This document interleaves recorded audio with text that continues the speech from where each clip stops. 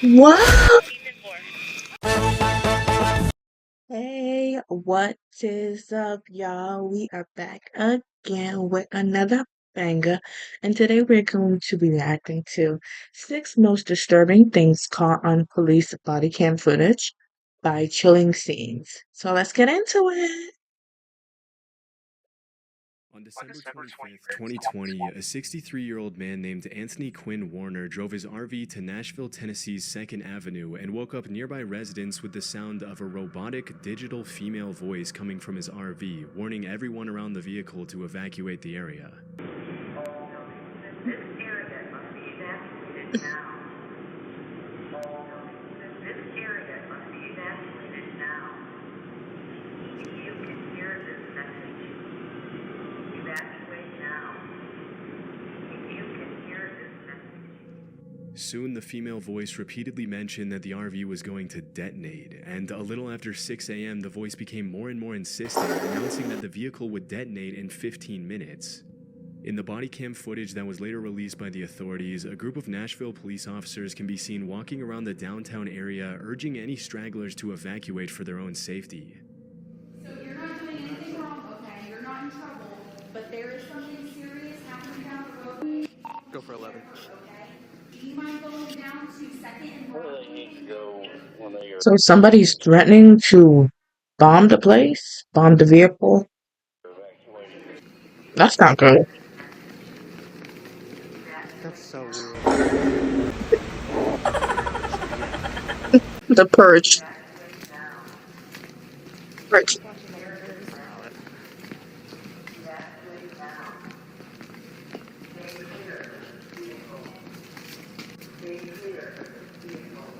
The robotic voice and its ominous warnings give the whole scene an extremely eerie vibe, like, as the police officer mentioned, something out of the movie The Purge.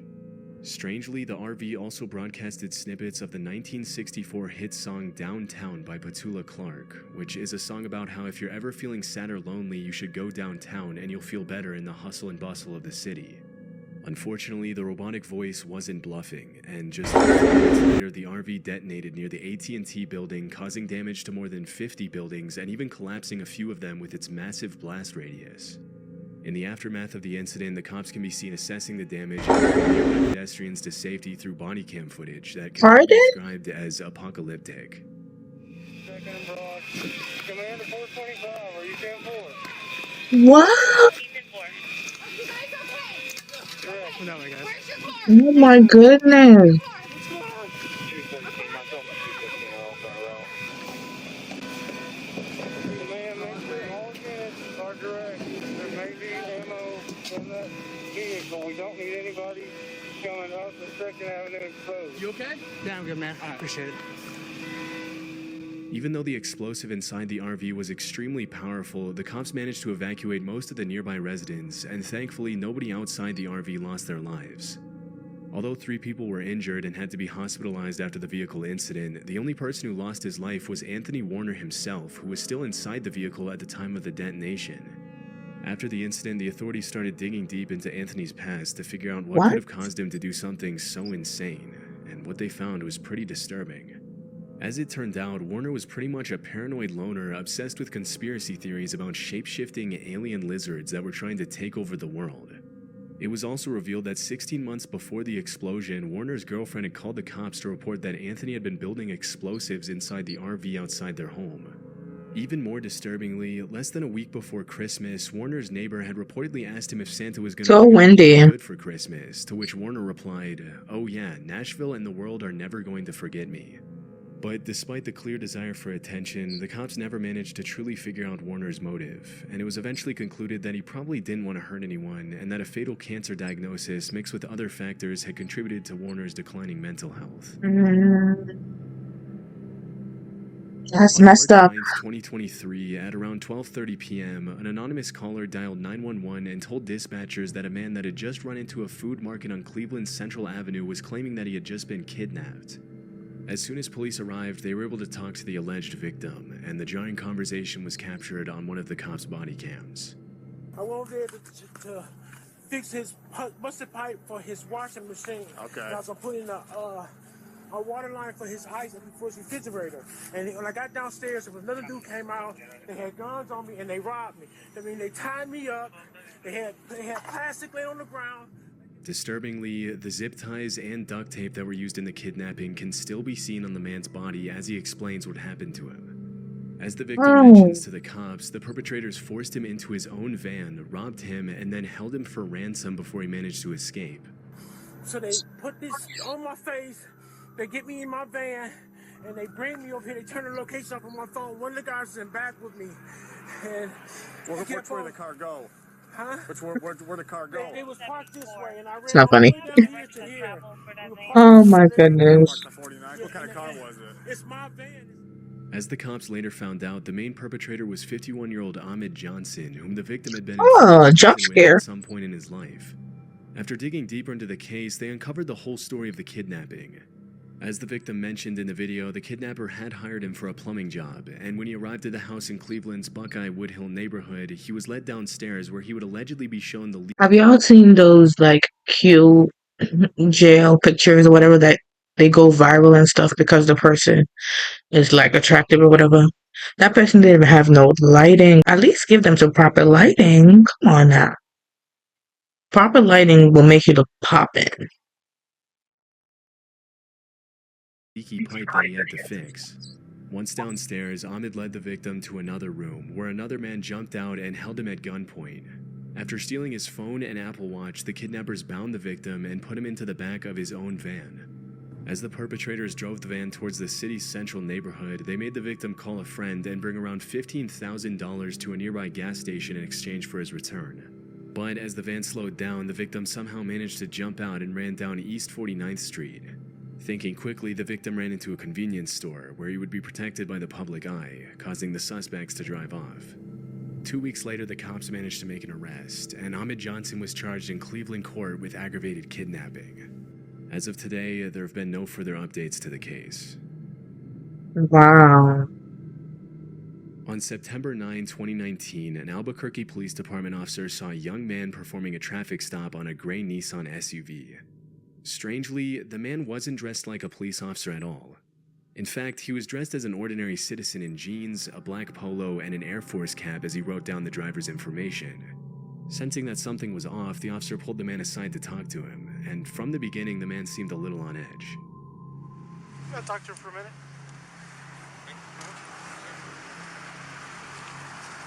I do. What's going on? Let's just talk back here real quick. Who do you work for? Early country talk. Oh, okay. I know, I'm under equipped. Okay, because normally you do, if you're out here, man, if you're making a traffic stop, you're just gonna have to stop, dude.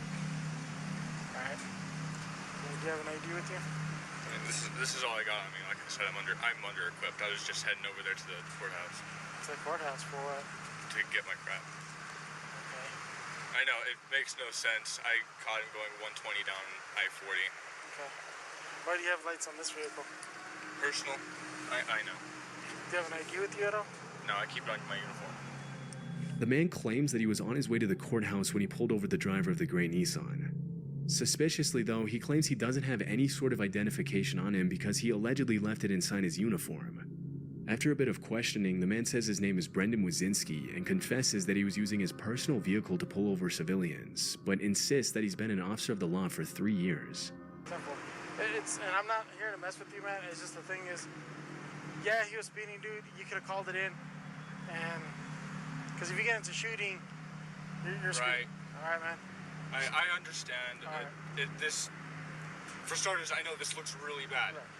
This looks really bad. This screams whacker. Right. How long you been on? About 3 years. Okay. I've been on for like 13 years. All right, so. After checking the database, the officer notices Brendan's name doesn't pop up on any nearby law enforcement agency's list, and at that point, his only option is to put the suspect in the back of his vehicle while he waits for his supervisor to figure things out. Less than 5 minutes later, Brendan gets cold feet and confesses that he's not a real cop. What's up, man? Alright. I'm just gonna be straight up honest with you. I'm not a cop. Okay. Okay. I'm just gonna be That honest. badge from? I bought it offline. Do me a favor, stay in here, okay? For a second. As soon as his supervisor arrives, the officer briefs him on the situation, and they decide to arrest Brendan for impersonating a police officer. After putting him in cuffs, the sheriff arrives to assess the situation. I honestly don't know how long Brendan was expecting to be able to get away with pulling people over pretending to be a cop, but it seems as though he was hoping to play vigilante Silly. with no consequences forever. Even though he didn't have a weapon in his belt at the time, it's not uncommon for people like Brendan to start using guns and handcuffs as intimidation tools once they get more comfortable and start thinking they can get away with it. Obviously, it's incredibly dangerous to have random people driving around the city pretending to be cops when they really have nothing to do with law enforcement at all, which is why the officers have no other choice but to bring him into the police station. After arriving at the station, the cops try to get Brendan's full statement, but the suspect contradicts himself a bunch and lies to try to get the officer's sympathy.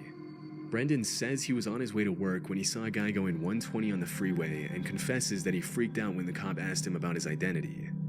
Strangely, he alleges that the badge he used to fake his identity used to belong to his dad, who supposedly used to work with the sheriff's department before he was killed in the line of duty 5 or 6 years prior. And then when I made contact with you, I noticed you had a badge. Where'd you get that badge from? It belonged to my dad. It belongs to your dad?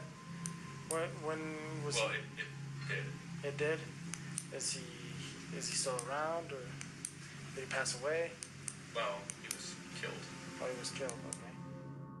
As it was later revealed, this was a complete lie, and the truth was that he bought the badge online as he had initially confessed when the cop interrogated him. It's hard to imagine that he thought he was going to get away with a lie like that when there was video evidence of him saying that he bought the badge online less than an hour ago. During the interview, it was also revealed that Brendan was only 18 years old, even though he said he was around 25 when the cop initially pulled him over. This makes the fact that he said he was married and needed to call his wife even more sketchy, and it's hard to tell which details of the story are true and which ones are completely made up. A few seconds later, things get a little scary when Brendan confesses that he had a loaded weapon in the glove compartment of the vehicle, which wasn't initially visible in the video. Considering he's a compulsive liar and an irresponsible teenager, it's pretty horrifying to imagine what he would have done with the handcuffs and gun had he been given the chance to play vigilante for a few more days or weeks or whatever. In March 2020, a judge sentenced Brendan to a year of probation. But just a few weeks later, he failed to report to his probation officer, refused to get a psych exam, provided a false address, and missed a scheduled meeting. As a result, the judge tightened his probation conditions, and as of today, there have been no further updates to the case. At around 8 p.m. on September 30th, 2021, 3 children ages 6, 6, and 7 were reported. Impersonating an officer and pulling people over is wild. Being a fake officer. What did you think was going to happen? Reported missing in the Flamingo Lake neighborhood in Montgomery, Texas. According to the parents, the kids had gone missing after they went into the Sam Houston forest and wandered off the main trail to go play in a creek.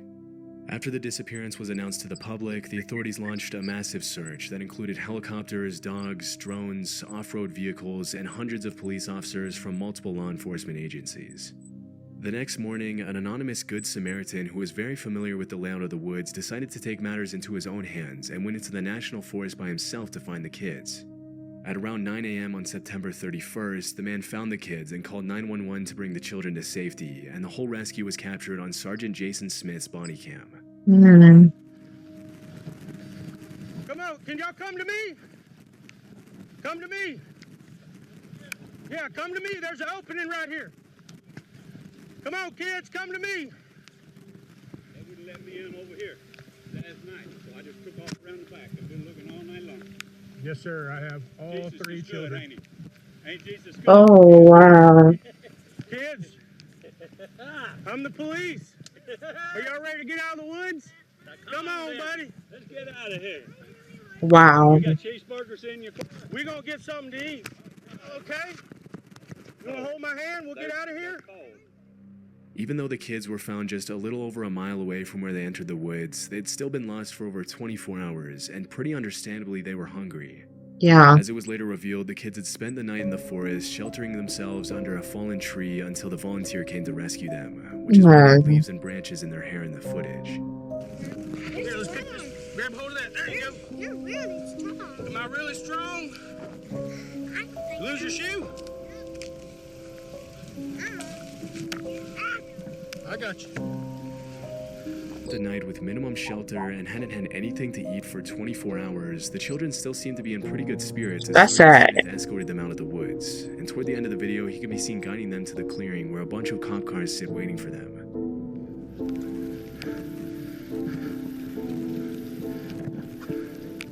Thank you, fellas.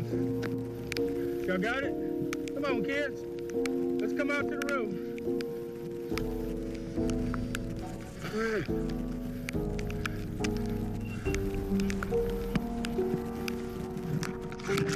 Go. Good. What? There you go, buddy. Look at you. You made it.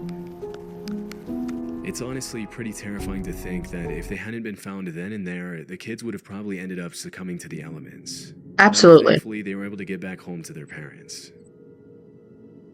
Me too. On January 30th, 2017, New Mexico police received a disturbing call from a witness in Nevada who claimed he had seen a woman being taken out of her Las Vegas apartment by a man and put into a white van with a Texas license plate. What? After receiving the alert, the cops were able to locate the van in question less than 24 hours later and arrest the driver and passenger. Passenger.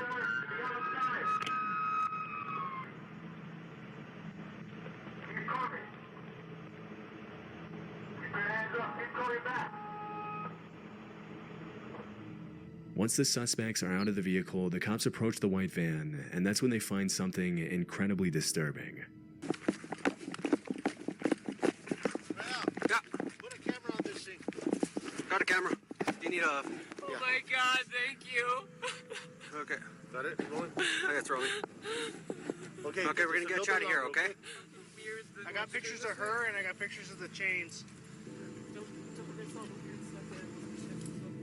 In the back of the vehicle, the cops find a woman named Jane who is chained to the floorboards of the van by the suspects, and as soon as the officers set her free, she gives them her disturbing testimony.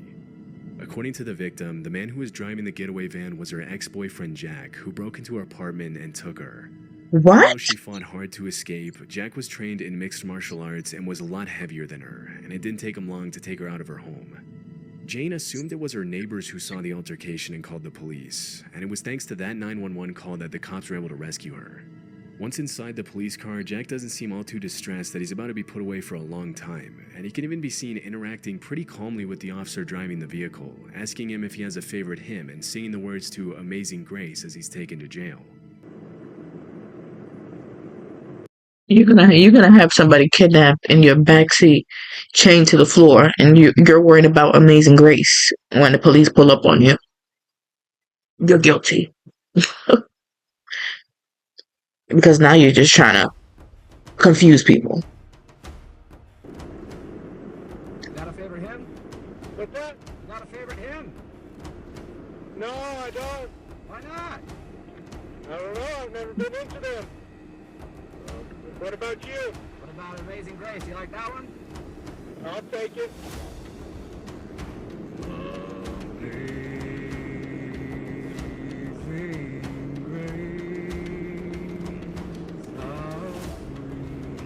As it was later revealed, Jack's accomplice in the kidnapping was 19-year-old Samuel Brown. In the other cop car, Samuel asked the police officer to have a conversation with him, claiming that he's scared of everything that's happening. Is it okay to talk? Yeah. Anything. I'm just kind of scared. Okay. What are the police gonna ask me?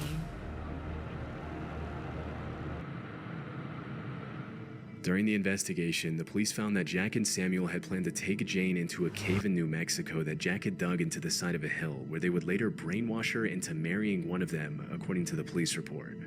Huh? For the horrifying incident, Jack was sentenced to life in prison, and Samuel to a little over 5 years in prison. It's pretty disturbing to imagine where Jane would be if that 911 call hadn't been placed and the cops hadn't intervened. Right.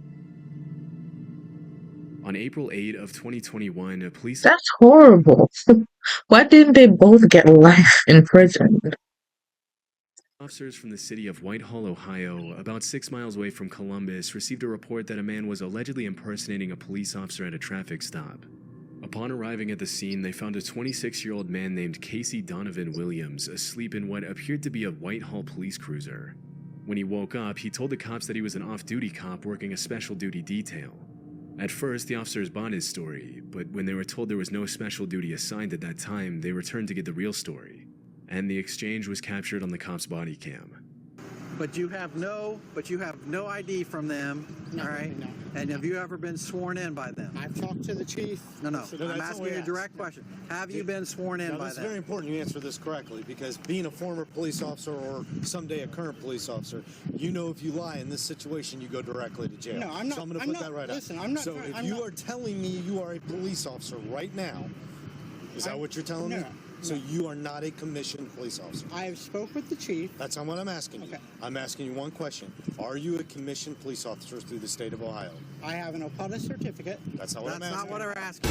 I'm explaining to you. I have No, you're not. You're not answering the question. You're avoiding the question. It's very simple. Are you a sworn police officer anywhere in the state of Means Ohio with commission. any department? Not currently. Okay. As soon as the cops start applying a bit of pressure, Casey confesses that he's not an actual commissioned police officer, and when the cops mention to him that he risks going to jail if he lies, he decides to call one of the officers who supposedly gave him the job to try to save himself from the consequences. Okay. 1 second. Would you be willing to speak to the supervisor from the company?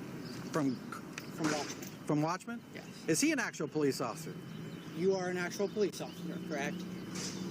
Okay. Okay. Yes, he is. Where are you commissioned at? It doesn't matter. He's not here doing anything. Yeah. I don't care if he's the superintendent of the state highway patrol. That's irrelevant to the situation. Even though he seems to have a pretty intricate series of excuses to justify his actions, the cops sense there's more to the story than Casey's letting on.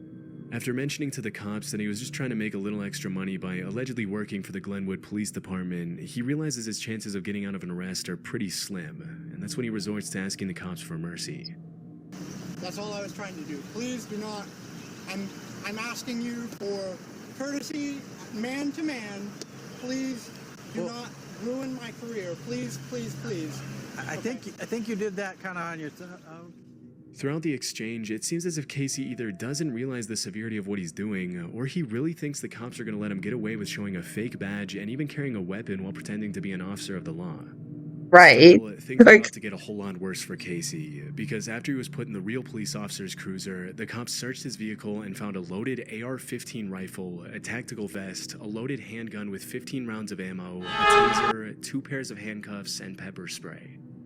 It's pretty disturbing to think of what could have happened if the cops hadn't arrested Casey then and there, because although he didn't seem to have any bad intentions at first glance, Casey could have used the badge, vehicle, and weapons for some pretty nefarious purposes if he wanted to, by simply convincing people he was a real police officer. From kidnapping to extortion and everything in between, a cop can be extremely dangerous. As it was later revealed, this wasn't the first time the suspect had gotten in trouble for trying to pull similar stunts. Oh, wow. Although at one point he had been a corrections deputy at the He's a repeat offender, too. Lock him up. Pickaway County Jail, he was forced to resign after trying to enforce his authority as an undercover cop at a fair when he hadn't been instructed to do so.